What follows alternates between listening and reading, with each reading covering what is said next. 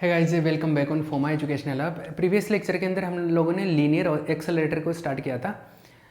मतलब वो topic discussion start किया था और उसके बाद में हम लोग उसके स्ट्रक्चर के बारे में और उसका सेटअप कैसा होता है उसके बारे में डिस्कशन किया था। उसका वर्किंग कैसे करते हैं उसके बारे में भी डिस्कस किया था। मैं एक थोड़ा सा रिकेप कर देता हूँ। हमने ये पढ़ा कि बहुत सारे ट्यूब्स लगे होते हैं, इनको बोलते हैं ड्रिप ट्यूब्स, इनको बोलते हैं अपवाह नलिकाएँ। ये कनेक्टेड होते हैं और लीनियर ऑर्डर में कनेक्टेड होते हैं, रेखीय क्रम में लगे होते हैं। इनकी लेंथ कंटिन्यूली बढ़ती जाती है, बढ़ती रहती है ग्रेजुअली। इनके बीच का जो गैप होता है वो सेम रहता है। ये यहाँ पे कहीं पे भी चले जाओ, कितनी कोई सी भी, जैसे 5th और 6th के बीच का गैप, 10th और 11th के बीच का गैप, दो सक्सेसिव जो क्रमागत ट्यूब्स के बीच का गैप होता है वो सेम रहता है। तीसरी चीज़, ये जो ट्यूब्स है, जैसे ओड नंबर वाली ट्यूब्स है, विषम संख्या वाली जो नलिकाएं, उनको बैटरी के एक पर्टिकुलर टर्मिनल से कनेक्ट करते हैं, जैसे पॉजिटिव से, तो सबको पॉजिटिव से कनेक्ट करते हैं। बाकी जो सम संख्या वाली बच गई, जो इवन और नंबर की बच गई, उनको माइनस वाले से कनेक्ट कर देंगे, ऑपोजिट से कनेक्ट कर देंगे, इस तरीके से कनेक्ट करते हैं। ठीक है, और भी हमने काफ़ी सारी चीज़ें पढ़ी थी। अब चलो आगे चलते हैं। ये काफ़ी बातें हो गई।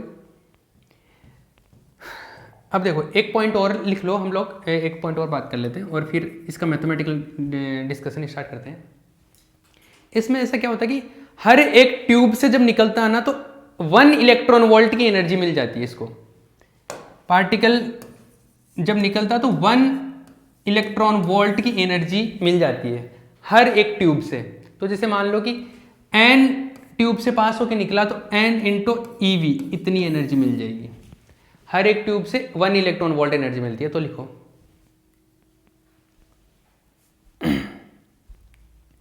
प्रत्येक अपवाह नलिका से गुजरने के पश्चात, प्रत्येक अपवाह नलिका से गुजरने के पश्चात, प्रत्येक अपवाह नलिका से गुजरने के पश्चात, प्रत्येक अपवाह नलिका से गुजरने के पश्चात कण की ऊर्जा के मान में, कण की ऊर्जा के मान में 1 इलेक्ट्रॉन वोल्ट की वृद्धि होती है। कण की ऊर्जा के मान में 1 इलेक्ट्रॉन वोल्ट की वृद्धि होती है। कण की ऊर्जा में 1 इलेक्ट्रॉन वोल्ट की ऊर्जा, 1 इलेक्ट्रॉन वोल्ट ऊर्जा की ऊर्जा की वृद्धि होती है।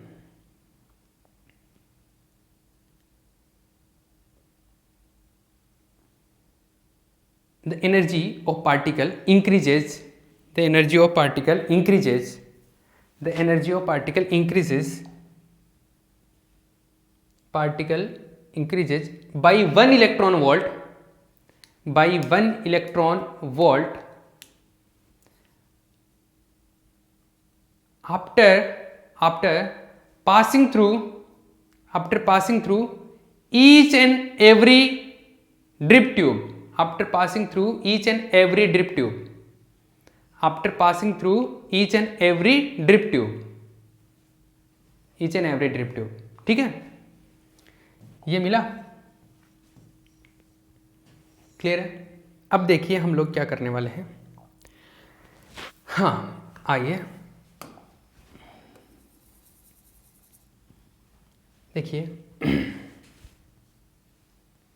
एक तो ये होता है कि हम लोगों ने ऊपर पढ़ा था कि इसका जो टाइम पीरियड है वो इस तरीके से सेट करते हैं, वेग, लंबाई एवं आवर्तकाल में संबंध, relation between velocity, length and time period,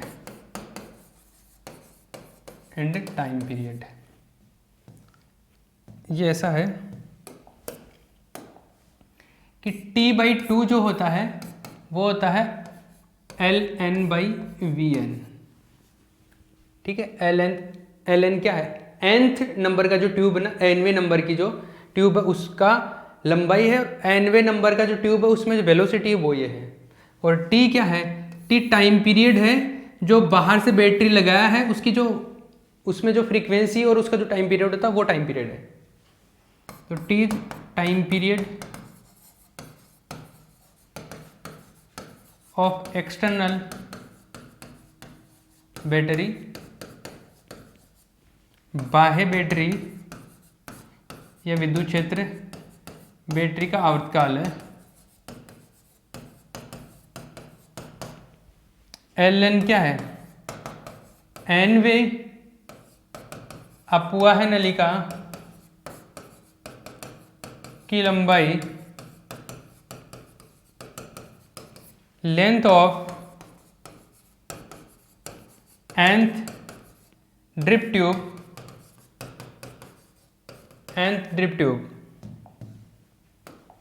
Vn क्या है, Nv नलिका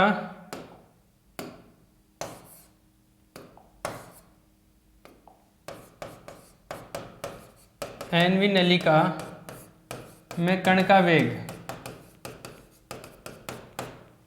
वेलोसिटी ऑफ पार्टिकल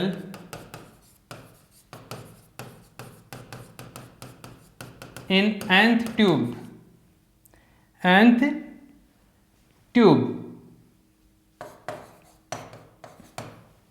ठीक है, ये मिल गया।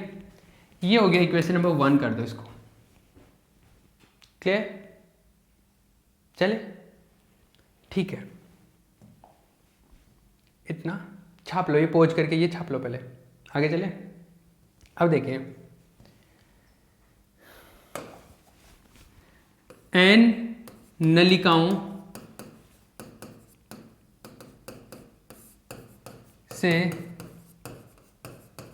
गुजरने के पश्चात कण की गतिज ऊर्जा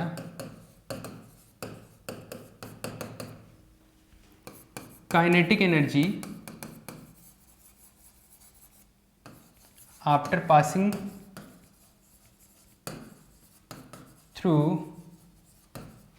n ट्यूब्स। काइनेटिक एनर्जी जो होगी वो ऐसे आ जाती, काइनेटिक एनर्जी पार्टिकल की वो हो जाएगी, जैसे एक ट्यूब से निकलेगा तो 1 इलेक्ट्रॉन वोल्ट के बराबर एनर्जी मिलती है, 1 इलेक्ट्रॉन वोल्ट के बराबर, 1 इलेक्ट्रॉन वोल्ट। n ट्यूब से निकलेगा तो n इलेक्ट्रॉन वोल्ट के बराबर एनर्जी मिल जाएगी, तो ये हो जाएगा E = n इलेक्ट्रॉन वोल्ट, ठीक है। और काइनेटिक एनर्जी की बात करें, काइनेटिक एनर्जी, तो काइनेटिक एनर्जी जो हो जाएगा वो ऐसा आता है 1/2 mv², v वेलोसिटी है, n ट्यूब से निकलने के बाद में वेलोसिटी भी vn हो जाएगा। जैसे nth ट्यूब से निकलेगा तो वेलोसिटी vn होगा ना, तो ये ऐसा आ जाएगा nev। ये v क्या है, v तो वोल्टेज है, वोल्टेज या पोटेंशियल बोल लो, वोल्ट था, बैटरी लगा रखी ना आपने, तो बैटरी का वोल्टेज है। वेलोसिटी जो आएगा यहां से इसको मल्टीप्लाई कर दो, 2nev/m, this is vn² and vn is equal to root of this one 2nev/m। m is what, mass of particle, ये कण का द्रव्यमान है, m कण का द्रव्यमान,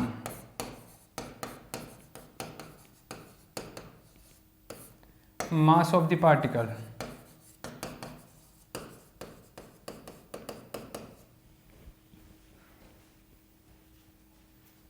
ठीक है, क्लियर।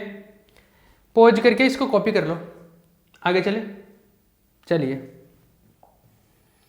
ये इसको कर दो equation number 2, this is equation number 2, this is equation number 2, this is equation number 1। यहां से अगर मैं कहूं क्या, Vn का वैल्यू हम लोग या तो यहां रख दो या वहां रख दो, तो Vn का वैल्यू क्या हो सकता है, Vn का वैल्यू हो सकता है यहां से by equation 1, by equation 1। Equation 1 है वो इस तरीके से T/2 = ln/Vn, तो Vn का वैल्यू इक्वेशन 1 से क्या मिलेगा, Vn = ln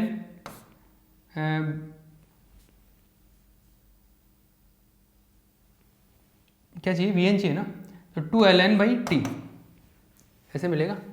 ये वाला वैल्यू मैं यहाँ पे रख देता हूँ, इसको इक्वेशन नंबर 3 कर देता हूँ। एक सेकेंड, इसको 3 क्या, एक चीज़ और होती है, अपने को पता है सिंस व्हाट, सिंस 1/t क्या होता है, फ्रीक्वेंसी नहीं होता क्या, आवृत्ति होती है ना 1/t। तो इसको ऐसे लिख सकता हूँ Vn/2, Vn equal to V2ln by नहीं, ये आ जाएगा एफ से मल्टीप्लाई कर देता हूँ, F/ln। ये हो गया इक्वेशन नंबर 3, कर दो इसको। तो 3 2 से left side equal right side भी इक्वल होगा, तो by 2 and 3 by equation 2 and 3, देखिए 2 and 3 से 2F/ln equal to root of 2NEV/m। ठीक है, आगे चले, कॉपी करते रहना भैया पहुँच करके, आगे चलते हैं। इसमें ln की बात करें तो यह आएगा ln, 2 इधर आ जाएगा, ln भी इधर आ जाएगा, सॉरी f भी इधर आ जाएगा, 1/f 2NEV/m,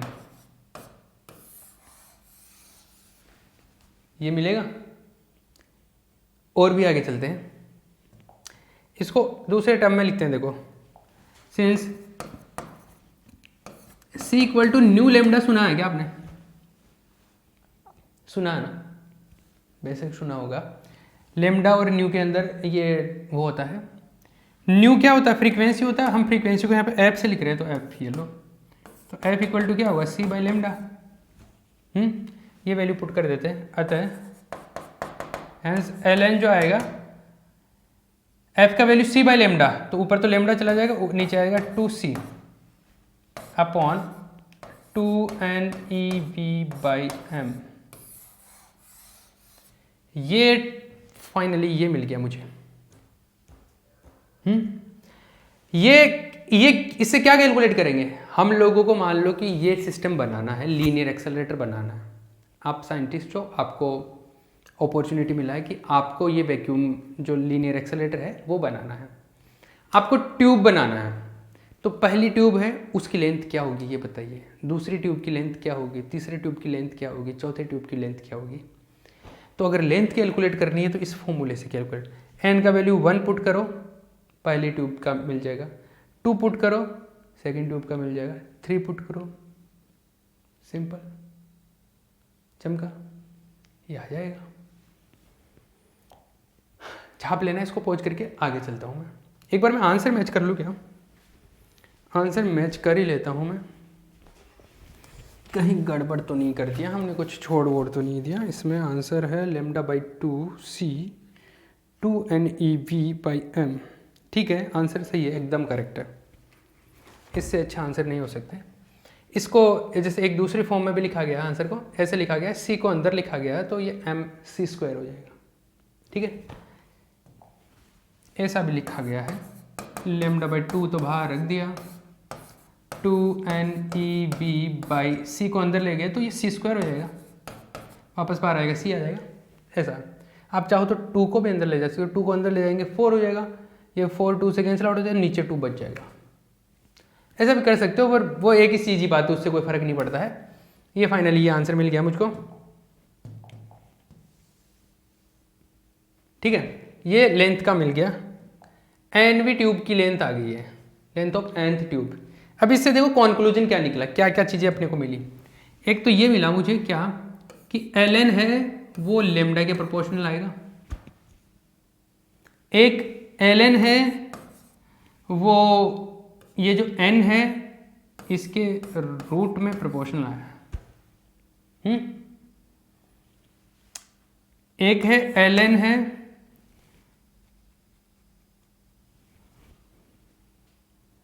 ये मास में भी बात कर सकते हैं, लेकिन जनरली हम इन दो के बारे में बात करते हैं। मास में बात करो तो ये लो मास में बात करो, ठीक है, लेकिन हम लोग ये दो में बात करेंगे जनरली, इन दो के बारे में काफ़ी रहेगा। ठीक है, तो हाँ यहाँ पे लिखो निष्कर्ष, लिखो ये यहाँ तक हो गया था, इसके बाद में लिखो निष्कर्ष, कॉन्क्लूजन, कॉन्क्लूजन, कॉन्क्लूजन लिखो। कॉन्क्लूजन में पहला पॉइंट लिखो, कॉन्क्लूजन में पहला पॉइंट लिखो,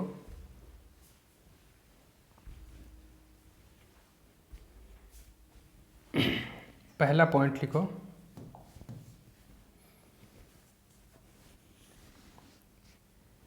पहला पॉइंट क्या लिखोगे?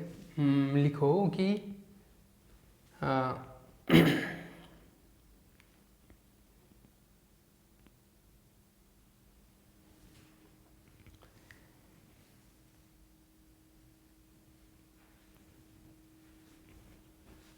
लिखो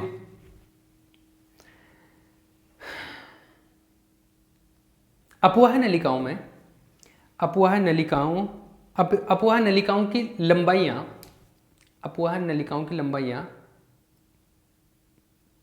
निम्न प्रकार से होती है। द लेंथ ऑफ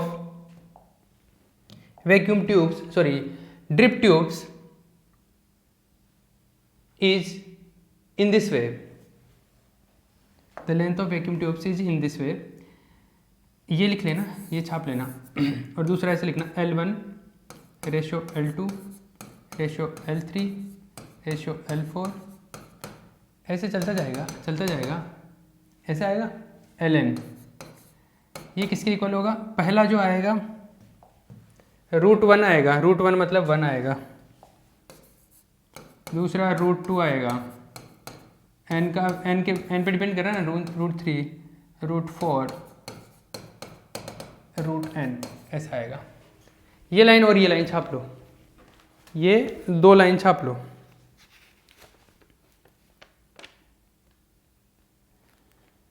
ठीक है, नेक्स्ट पॉइंट लिखो।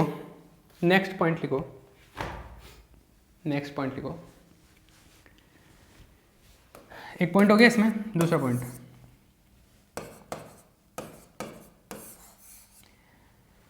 लिखो।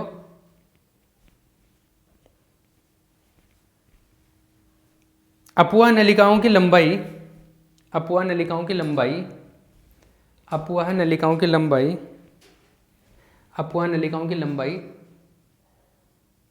बाह्य विद्युत क्षेत्र की तरंग दैर्ध्य के समानुपाती होती है।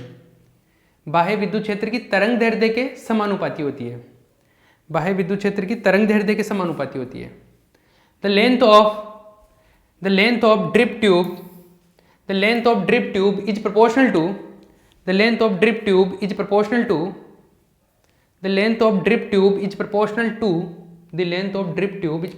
to the wavelength is proportional to the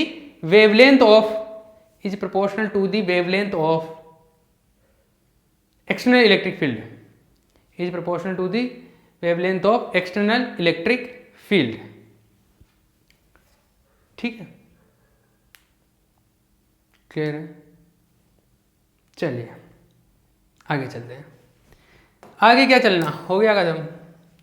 ये फॉर्मूला ध्यान रखना, ये गेम फिनिश हो गया। इसमें एक चीज और होती है, नोट डाल के लिख लो। मेन टॉपिक तो है एक तरीके से यहीं तक है, लेकिन इसके अंदर एक चीज की बात और करते हैं हम लोग। इसमें ऐसा है कि हम लोगों ने एनर्जी से बात की कि एक ट्यूब से निकला, उसकी एनर्जी मिली 1 इलेक्ट्रॉन वोल्ट। एन ट्यूब से निकला तो उसकी एनर्जी मिली n इलेक्ट्रॉन वोल्ट। कितनी? n इलेक्ट्रॉन वोल्ट के बाद में उसकी एनर्जी मिली। ठीक है, ये n ट्यूब से निकलने के बाद में इसका मतलब ये हुआ कि स्टार्टिंग में उसके पास में एनर्जी कितनी थी? 0 थी। हम ये मान के चल रहे हैं कि स्टार्टिंग में जब ये यहां पे एंटर करा उस टाइम पे उसकी एनर्जी 0। एक ट्यूब से निकला 1 इलेक्ट्रॉन वोल्ट, 2 ट्यूब से निकला फिर एक और इलेक्ट्रॉन वोल्ट ऐड हो गया, फिर एक और ट्यूब से निकला 1 इलेक्ट्रॉन, तो n ट्यूब से निकला तो n इलेक्ट्रॉन वोल्ट आ गया। इसका मतलब इनिशियली हमने उसकी एनर्जी कितनी ले रखी थी? 0। अगर इनिशियली स्टार्टिंग में उसकी कुछ एनर्जी लेके चलो आप, कि स्टार्टिंग में मान लो उसकी काइनेटिक एनर्जी है k, स्टार्टिंग में k काइनेटिक एनर्जी है, तो k तो स्टार्टिंग में है, बाद में इतनी और ऐड हो जाएगी, n इलेक्ट्रॉन वोल्ट और ऐड हो जाएगी। जब nth ट्यूब से निकलेगा तो फाइनल इतनी एनर्जी रहेगी, क्योंकि ये तो ट्यूब्स की वजह से ये स्टार्टिंग में वो लेके आया था बेचारा अपनी। ये हो गया टोटल, तो ये टोटल एनर्जी हो गई 1/2 mv²। ऐसे भी लिख सकते हैं हम लोग इस चीज को। ये फॉर्मूला यहां से भी स्टार्ट कर सकते हैं, तो थोड़ा सा इसके बारे में बात कर ले क्या, तो कर लीजिए। नोट डाल के लिख लो। यदि यदि प्रारंभ में कण की ऊर्जा k हो, यदि प्रारंभ में कण की ऊर्जा k हो तो n अपवाह नलिकाओं से गुजरने के पश्चात n अपवाह नलिकाओं से गुजरने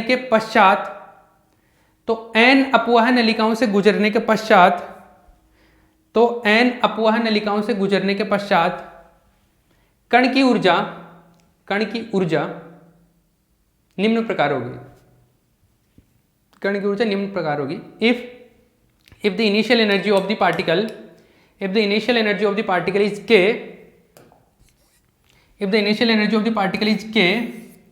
then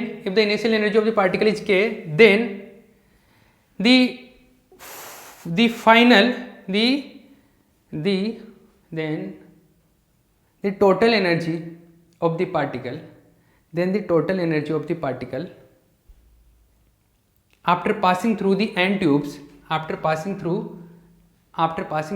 n tubes will be in this way। ये समझ आया ना हम लोग क्या गेम खेल रहे हैं इधर? देखिए भैया, एन ट्यूब से गुजरने के बाद में उसकी एनर्जी जो मिलेगी उसकी ये एनर्जी होगी, है ना, क्योंकि के तो इनिशियल एनर्जी इतनी ट्यूब से मिल गई, तो फाइनल जो एनर्जी है वो ये होगी। तो इसको हम लोग वी एन स्क्वायर जो आएगा 2 kinetic energy plus N E V by M, तो वी एन जो मिलने वाला है वो आएगा 2k plus N E V by M. ये हो गया।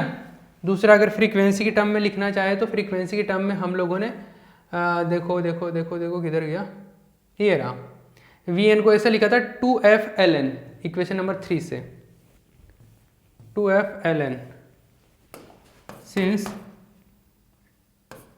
We N equal to 2f_ln, ये कहाँ से, बाई इक्वेशन नंबर 3 नंबर के समीकरण से ये मिलता है। तो वी एन का वैल्यू यहाँ पे, तो 2f_ln equal to root of 2k plus N E V by M, ln जो मिलने वाला है that will be 1/2f root of 2k plus N E V by N. समझ आ रहा ना, ये आ जाएगा। और अगर वो रखना चाहे f का वैल्यू c बाई लेमडा, तो ln का वैल्यू आ जाएगा, लेमडा ऊपर चला जाएगा, 2f आ जाएगा, 2f नहीं 2c आएगा, c 2k plus N E V by M, ये मिल जाएगा अपने को। ठीक है, ऐसे भी आ जाएगा। ये स्टार्टिंग ये के 0 होते ही वो पहले वाला फॉर्मूला मिल जाएगा। तो ये ऐसे छाप लेना भैया, ठीक है। नेक्स्ट लेक्चर के अंदर ये इसका मैथमेटिकल डेरिवेशन कंप्लीट हो गया। नेक्स्ट लेक्चर के अंदर थोड़ी बहुत बातें और पढ़ेंगे, इसके फोकसिंग के बारे में पढ़ेंगे, फोकसन और इसकी सीमाएं, मतलब लिमिटेशन, मतलब ड्रॉबैक्स, कमियां, तो वो उसके बारे में बात करेंगे। ठीक है, फिर ये टॉपिक फिनिश हो जाएगा। तो इन दोनों लीनियर एक्सेलरेटर में से एक पक्का आने वाला है। ठीक है, इसके चांसेस ज़्यादा होते हैं वैसे। हाँ, और इसके बाद में फिर मैं न्यूमेरिकल भी कराऊंगा जो कि साइक्लोट्रॉन पे होंगे। इसके ऊपर भी देख लेंगे एक आधा, बाकी साइक्लोट्रॉन से न्यूमेरिकल के चांसेस होते हैं अगर साइक्लोट्रॉन आता है तो। ठीक है, तो चलिए ये यहाँ पर फिनिश हो गया। नेक्स्ट लेक्चर के अंदर इसकी फोकसिंग और लिमिटेशन के बारे में बात करेंगे। ओके।